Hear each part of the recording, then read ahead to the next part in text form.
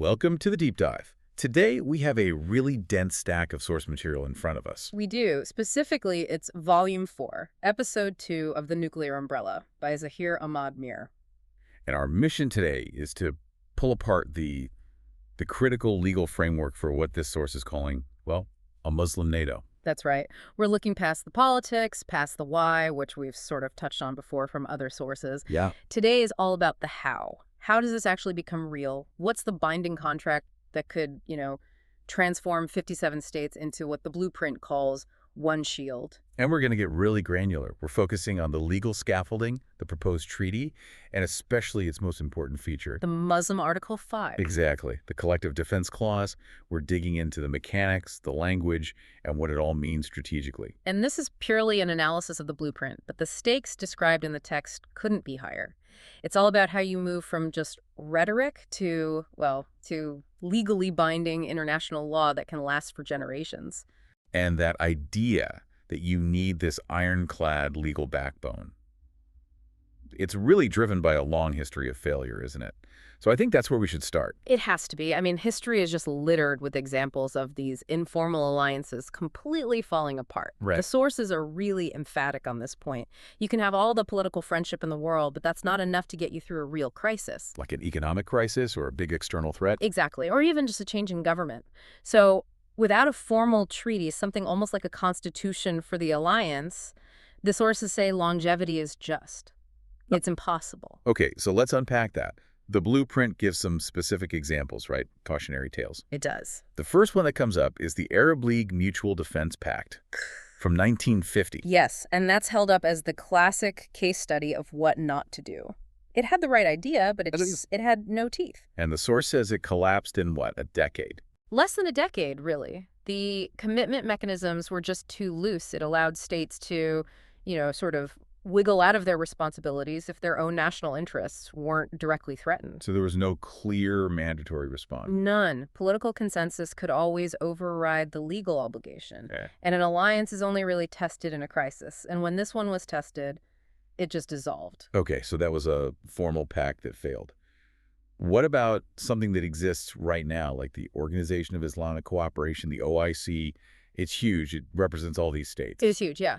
But its entire structure is different. The source material points out that it's designed to be a platform for dialogue. Political, cultural, economic stuff. Right, but it has a critical limitation. No effective enforcement mechanism on security. The OIC can pass these really powerful resolutions, but it can't actually compel a member state to send troops or commit resources. So it's a collective identity, but not a collective defense. Yeah, precisely. It doesn't have the legal muscle to command predictable military action, which is exactly what this new blueprint is trying to create. That makes sense. Yeah. But what about smaller deals? Bilateral defense agreements between two countries. We see those all the time. Don't those work? The sources are pretty dismissive of them, actually. They call them fragile. And the key line is that they vanish when governments change. That's a really important point. It's a huge strategic insight.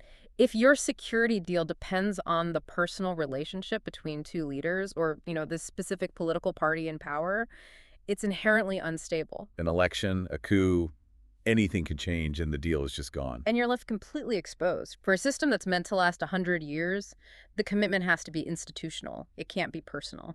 Okay, so if friendships and these ad hoc agreements are doomed to fail, what does a proper treaty, a constitutional document, actually create? What are the key elements it has to lock in? The source outlines 6 of them. 6 things a treaty has to do to last. First, and this is the big one, is binding commitment. It's about turning a voluntary "we should help each other" into a legally mandated "you must help." Regardless of who's in charge. Exactly. Second is predictable behavior. Allies need to know with absolute certainty how their partners are going to react in a crisis. It eliminates all the ambiguity. And that's critical for deterrence, isn't it? An attacker has to know the response will be unified and immediate. Absolutely. That predictability changes the entire risk calculation. Third is joint responsibility. The security of one member is legally the security of all members. An attack on a small state has to feel like an attack on the biggest one. And there have to be consequences for not following through. That's the fourth point. Legal accountability. If a member state backs out of its Article 5 obligation, there have to be legal mechanisms in the treaty. Censure, penalties, something to enforce compliance. Okay, so we have commitment, predictability, joint responsibility, and accountability. What are the last two? They're about how the alliance is seen by the rest of the world. Number 5 is international legitimacy. The treaty has to be recognized as a formal, legitimate body under international law. Especially if you're invoking the UN Charter. Yes, which we'll get to. And finally, number 6 is creating institutional capacity. The treaty builds permanent structures, a Council of Defense Ministers, a military committee.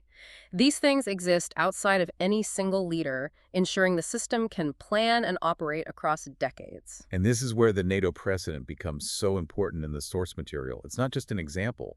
It's presented as the model for how to survive. It is. NATO's 75 years of survival are pinned directly on one thing: the crystal clarity of its Article 5. The gold standard. It's the gold standard for a binding defense trigger. And the assertion here is that Muslim nations need that exact same level of clarity. A single clause that just cuts through all the political fog and guarantees a response. So the treaty isn't just a good idea. According to the source, it's a strategic necessity, learned from the most successful alliance in history and the many failures of the past.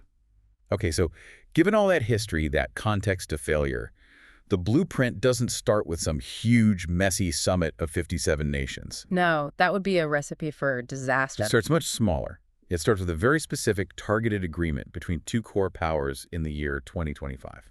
And we have to pin this moment down because the source treats it as the legal big bang for this whole thing. It's the signing of the Strategic Mutual Defense Agreement, the SMDA, Between Pakistan and Saudi Arabia. on a very specific date, September 17th, 2025. This is presented as the moment the legal foundation was poured. So why this agreement? Why these two nations specifically? It seems like a pretty narrow way to kick off a global alliance. Well, the source presents it as a kind of strategic minimalism. It's smart because it accomplishes two things right away. First, it locks in the two countries that are seen as absolutely essential for the alliance to work. You have the military powerhouse and the spiritual and financial core. The shield and the heart, as they're called later. Exactly. And second, it establishes the precedent. It sets the legal language for collective defense. It's, infinitely easier to get two aligned nations to agree on binding text than to get 57 to agree on it all at once. Right. You get that core commitment locked down first, and that gives you the template and the momentum to bring others in. That's the idea. So let's look at the actual language in that SMDA. This is described as the very first Muslim collective defense clause in modern history. And the wording is deliberately simple and powerful. It's designed to leave no room for doubt. What does it say? The clause states, any aggression against either country shall be considered an act of aggression against both. That's it. No ifs, ands, or buts. Exactly. There's no wiggle room, no space for diplomatic hedging. It's an immediate, automatic trigger. And the source material really emphasizes this point, doesn't it? That this language legally turned Pakistan and Saudi Arabia into a single security entity. It did. Under international law, they were no longer just partners. They were a unified bloc in terms of defense. And this bilateral agreement, this SMDA, becomes the solid legal ground that the much bigger, much more complex Muslim NATO treaty would be built on later. So it proves the concept.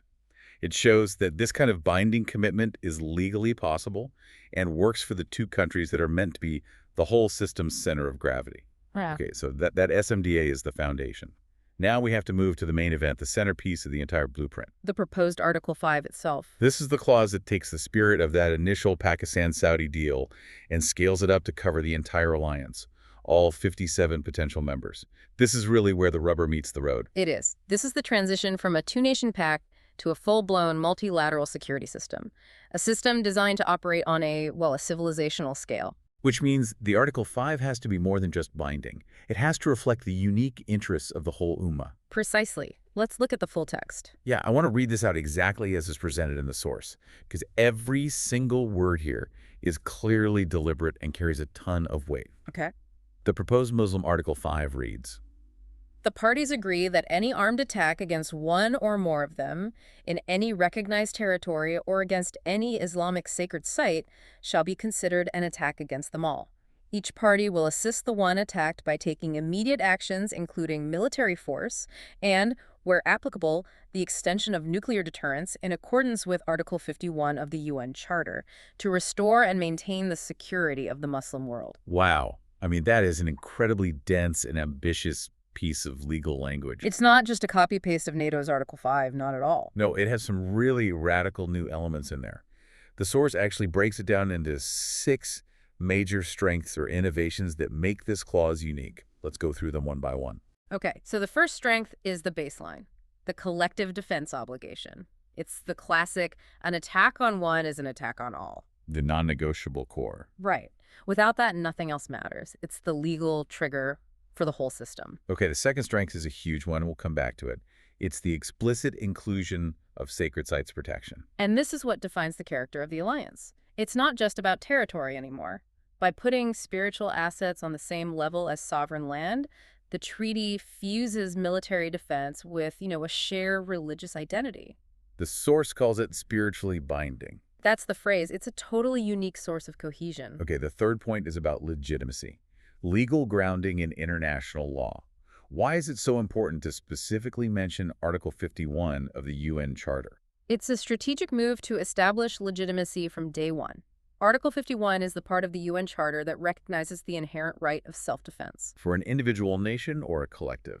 Exactly. So by invoking it directly, the alliance is saying, we are operating within the established formal rules of global security. We are a defensive pact. It's designed to shut down any argument that this is some kind of rogue, aggressive bloc. Smart. Okay, now the fourth one. This is the most explosive element, politically and strategically. The nuclear umbrella extension? Pakistan-led. It's revolutionary for this kind of alliance. It is. It formally writes nuclear deterrence into the collective defense mechanism. The alliance immediately moves beyond just tanks and planes and into the realm of existential deterrence. And the source is very specific. It's a Pakistan-led extension. Which immediately sets up a strategic hierarchy. It defines responsibility right in the core text. All right, fifth strength. This one seems designed to fix the failures of that 1950 Arab League backed. The immediate response requirement. Look at the wording. Taking immediate actions. That word immediate is a legal firewall. It's there to prevent the political hesitation and the endless debates that killed previous alliances. So it forces members to have plans ready to go. You have to. The trigger is pulled, you act immediately. And finally, the sixth strength gives the whole thing its grand narrative, the civilizational commitment. Right. The goal isn't just to protect borders, it's to restore and maintain the security of the Muslim world. By tying everything, territory, faith, nuclear power, to this huge civilizational goal, it becomes more than just a temporary political deal. It's framed as an enduring mission. Which is meant to give it a much deeper legitimacy among the people of the member states, not just their governments. So when the sources say this Article 5 is the spine of the Muslim NATO, it's because it weaves together hard power and spiritual power in a way no other treaty really has. That's it, exactly. The depth of that commitment to land, to faith, and backed by the ultimate deterrent is what the authors argue makes this structure fundamentally different and, well, far more powerful than anything that came before it. Okay, let's spend some serious time on the two pillars that make this proposed Article 5 so unprecedented. The protection of sacred sites and the nuclear deterrence clause, ##ABORD, sacred sites inclusion, protecting borders plus beliefs. So this is the big legal differentiator. I mean, you look at most Western alliances, and they're all about protecting sovereign borders. Territorial integrity. Aggression is defined geographically. Right. This blueprint just rips that definition up and expands it. The source is very clear. This alliance protects borders plus beliefs. That's what makes it spiritually binding. So what are the legal implications of that? You're basically saying a threat to a non-territorial spiritual site is the same as a tank crossing a border. Legally, yes. It's designed to remove any debate about whether a provocation is serious enough to act. By writing these sites into the treaty, they get the same security status as a national capital. So a threat to Makkah, for example, is legally the same as an invasion of Istanbul or Jakarta. It's supposed to trigger the exact same full-scale military response. Which specific sites does the treaty name as triggers? It names 3. The 3 sites that are seen as defining Muslim identity. First, Makkah, and second, Medina. Both of which are in Saudi Arabia, the alliance's core partner. Right. which immediately anchors the alliance to the spiritual heart of Islam and reinforces Saudi Arabia's central role. The heart of the system. Precisely. But the third site is the most complex one, strategically. Jerusalem, Al-Aqsa. And the inclusion of Al-Aqsa, which isn't under the sovereign control of the core members, that instantly internationalizes the whole commitment. It does. It transforms the treaty. It's no longer just a pact to defend its own members' land. It becomes a vehicle for collective action on one of the most contested flashpoints on Earth. So it creates an immediate, very high-stakes obligation. Yes. The treaty says a grave threat to Al-Aqsa is legally equivalent to an attack on every single member state, which means the alliance has to have operational plans ready for contested territory right from the start. It's designed to be a powerful, unifying objective. That's the idea, to create that spiritual cohesion that the source claims is so essential. But how does that really guarantee compliance? I mean, historically, you've had huge geopolitical differences between, say, Turkey and Saudi Arabia. And that's the test, isn't it? The source argues that while political differences will always exist, a spiritual transgression is much harder for a leader to ignore. Because of the domestic political costs. Exactly. For a leader of a Muslim-majority country to back away from a promise to defend Makkah or Al-Aqsa, it would be politically suicidal at home. That spiritual obligation becomes a powerful compliance mechanism that transcends day-to-day politics. #TIED#B. The nuclear deterrence clause, the most important innovation. Okay, so if the sacred sites clause is the legal expression of faith, the nuclear clause is the expression of absolute hard power. The source calls this the most important innovation. It's the strategic game changer. It explicitly recognizes Pakistan's role in extended nuclear deterrence.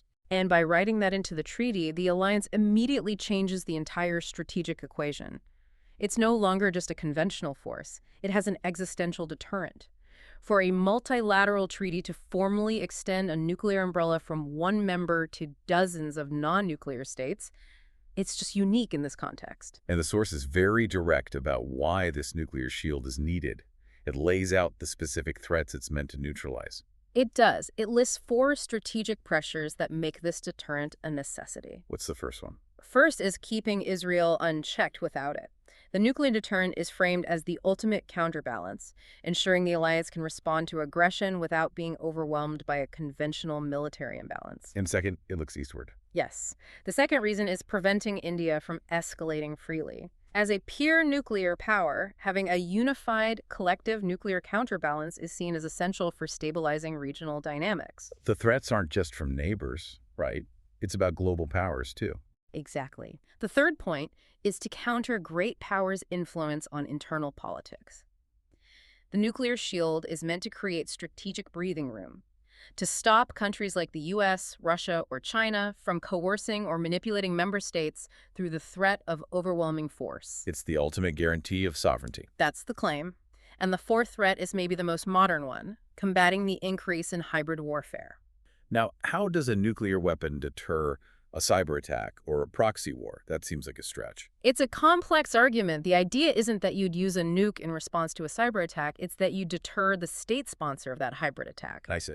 If a major power is using proxy forces or economic warfare to destabilize a member, the nuclear deterrent sends a signal.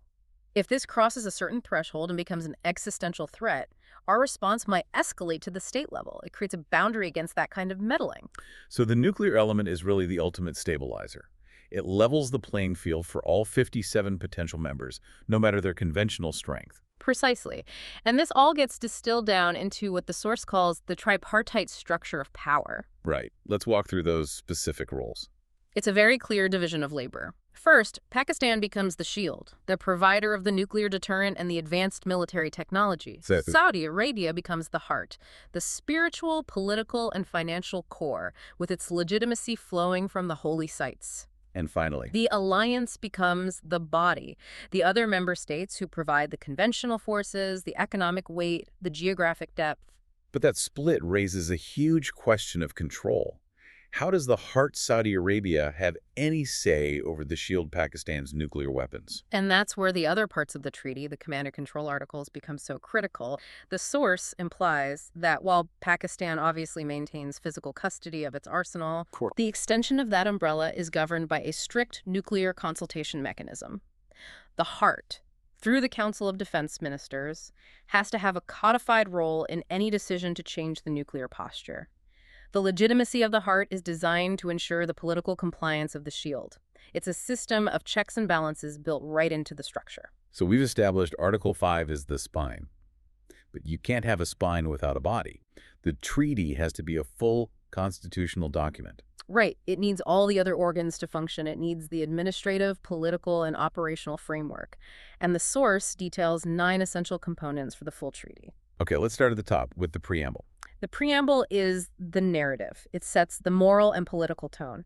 It has to clearly state the shared faith, shared heritage, and shared responsibility that underpins the whole thing. It's about creating that collective identity. Then we get into the nitty-gritty, the definitions. Why is this so important? Because legal ambiguity is poison to an alliance. The source says you have to define everything. What is aggression? What exactly constitutes a threat to a sacred site?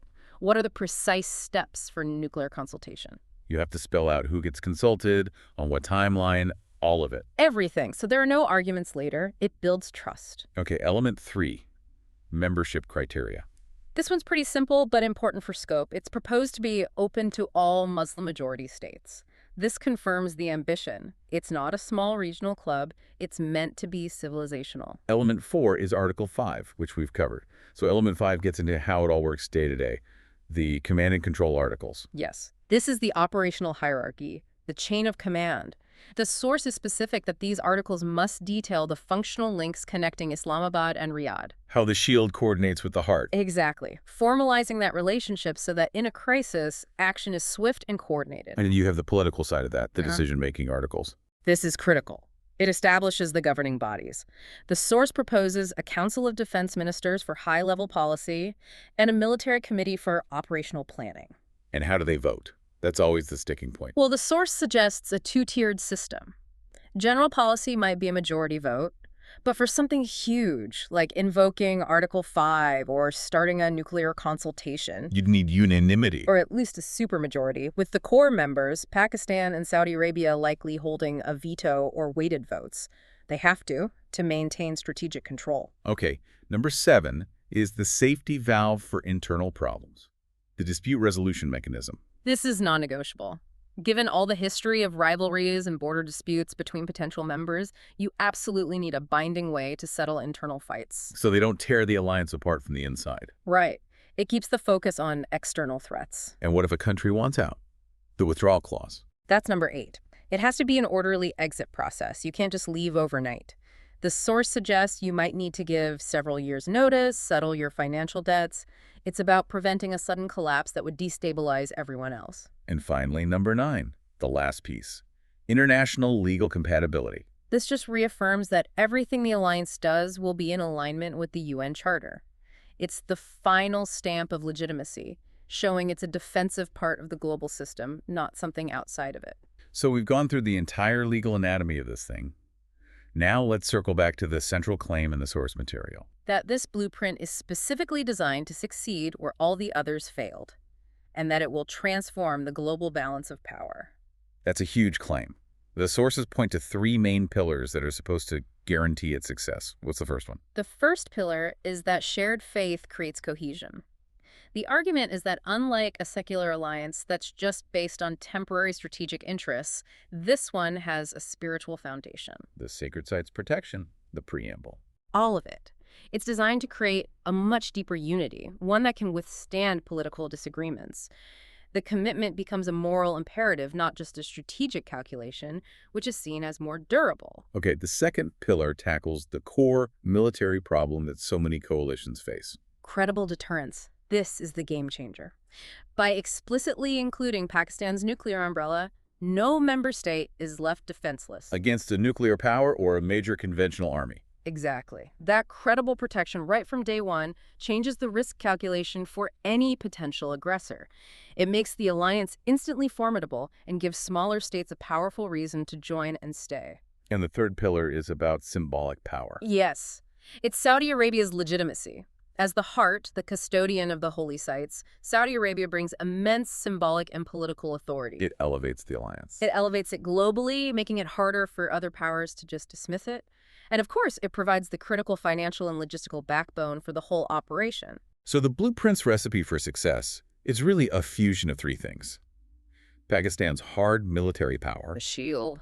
Saudi Arabia's profound spiritual and financial authority, Right, heart. and the deep cultural unity of the member states. The body. It's a calculated design to overcome those historical weaknesses of fragmentation and vulnerability. And it all gets boiled down to that simple promise in the treaty. If you are attacked, we stand with you. That's the collective defense, legally ironclad in Article 5, If your holy sites are threatened, we defend them. the unique spiritual commitment. And finally, if tyranny rises, we resist together.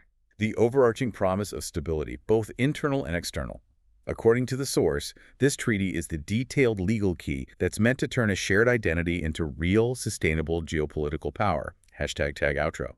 So this deep dive really makes one thing clear. The creation of this proposed security system isn't really a political project at its core. No, it's a constitutional one. It all hinges on the legal details, the rigor of the framework. And right at the center of that document is this proposed Muslim Article 5, a clause that's just unique in how it fuses military deterrence The nuclear umbrella. with this deep spiritual commitment to protect sacred sites.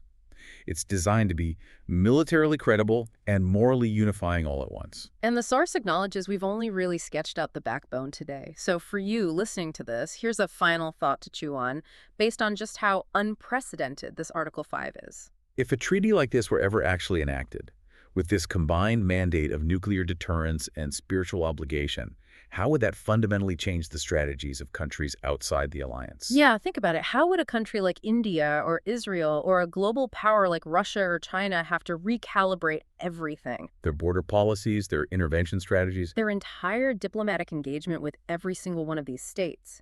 Knowing that a threat to even a small member or to one of those specific holy sites could trigger a nuclear consultation process involving a massive unified bloc. It's a powerful new variable.